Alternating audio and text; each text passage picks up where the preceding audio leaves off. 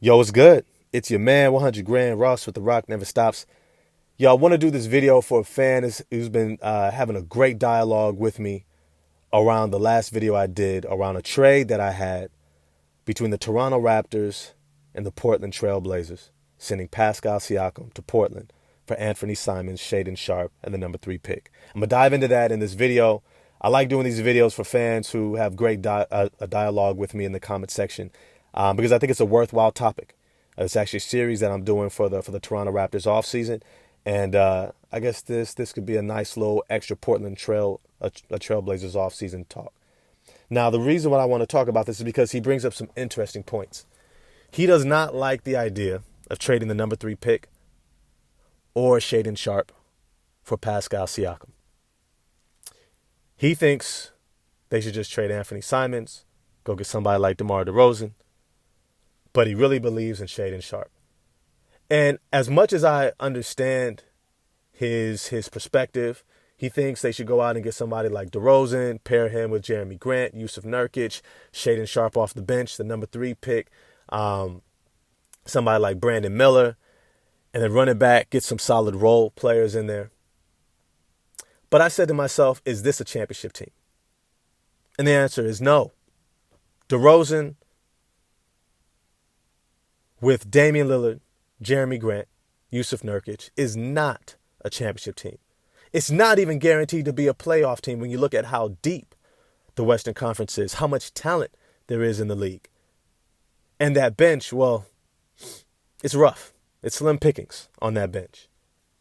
This is a team that during this offseason will have access to more veteran, playoff-tested free agents to play solid roles for a playoff championship contending team than they've probably ever had.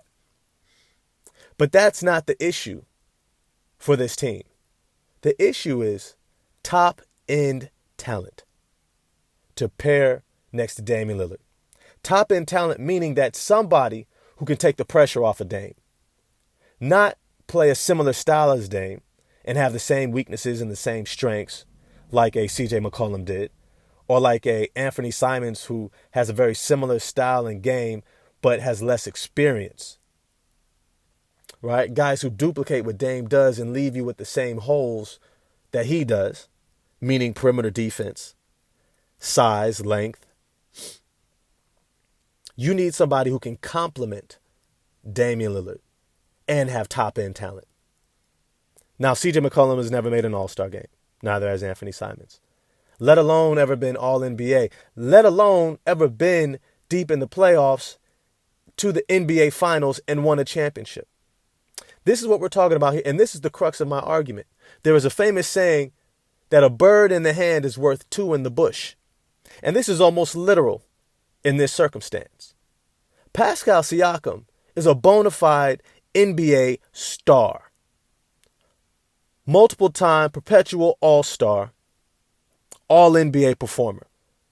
His stats, his skill, his versatility, his talent is undeniable. He is one of the best forwards in the game of basketball. There's no guessing. There's no hoping. There's no wishing. There's no we'll see if he develops, if he takes a step. This is who he is. Pascal Siakam is a cornerstone for a championship team. He is a core player for a championship team. That is who he is. It's not who we're hoping he becomes. That's who we are hoping one day at best Anthony Simons could maybe be in the next 3 to 4 seasons. And that does not align with Damian Lillard's timeline of I need to win in the next 2 seasons when I am at the peak of my powers. He is not LeBron James. He's not going to go into 38 still dropping 30 points a game. That's not how he's built. He has miles on his body. He's got maybe 2 more seasons at this level. And this isn't to even discount guys who are coming up behind him. The teams who are coming up behind him. The Denver Nuggets in his division are going to the NBA Finals. That is who they have to beat. That is who you are preparing a roster to be better than. And I'm sorry, but DeMar DeRozan and Jeremy Grant just don't do it.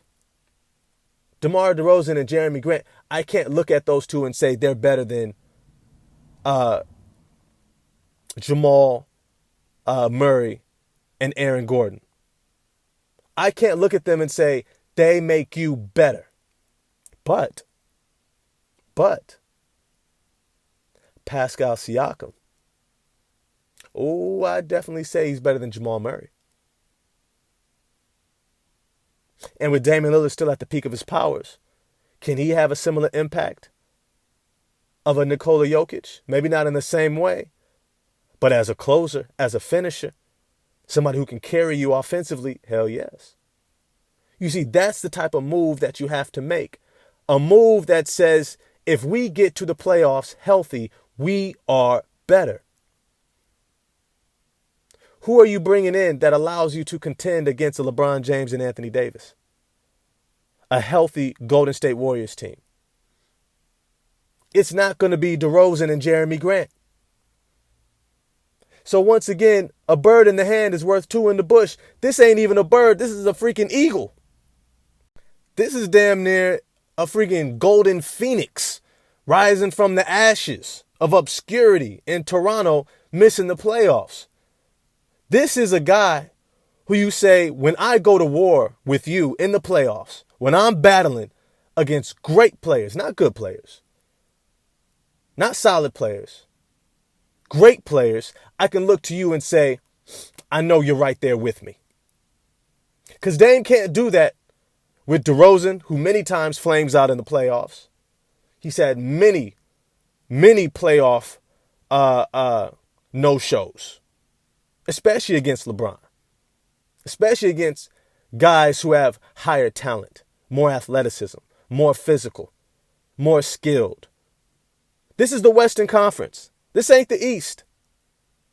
This is the West, where if Kawhi Leonard and Paul George are healthy, that's who you got to go through. You got to go through a healthy Devin Booker and Kevin freaking Durant and company who are going to be retooling. You got to go through greatness, and you're going to need great players. Pascal Siakam is that answer. And as good as a number 3 pick might be, whether it's Brandon Miller, I like Amen Thompson a little bit better. But it doesn't matter who it is. They're not ready for that fire. And Damian Lillard's timeline, once again, is the next 2 years. By year 3 and 4, if he's still under contract, if he's still playing, he's going to need somebody who could be a number 1.